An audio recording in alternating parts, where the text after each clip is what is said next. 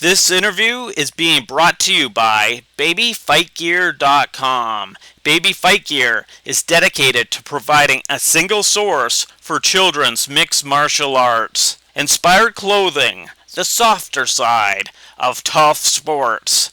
Our clothing is available in sizes newborn to toddler. Karo Parisyan on why he hasn't been doing interviews lately.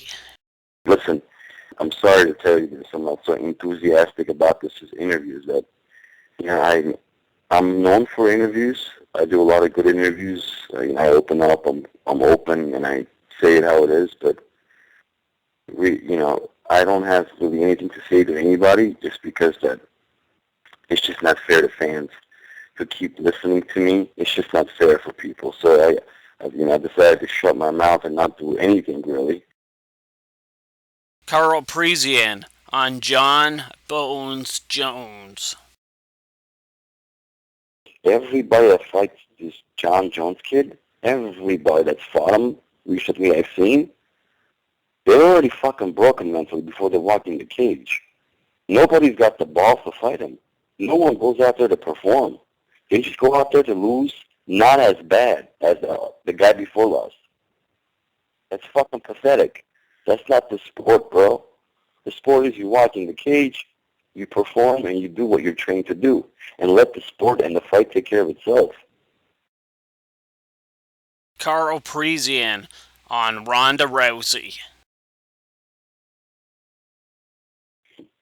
Ronda's like a little sister to me. I mean, the reason why Ronda is an animal is because she was 12 years old, this little white girl, training with a bunch of retarded Neanderthal Armenian guys like us, where guys wouldn't train with us because we were known to be brutal and hurting our opponents, which was bullshit. But we were brought from, we're Armenians, man, from the Russian Soviet parts, We come from rough backgrounds, so we were like, when we would train, nobody would really train with us until they got to know us after 6-7 years after we were already in, like, the judo league, the judo face in the country.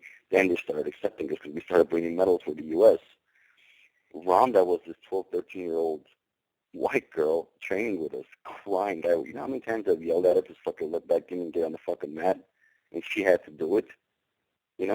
Dude, all our success right now, all of us, all our team, highest end team, all of us have a lot to do with that.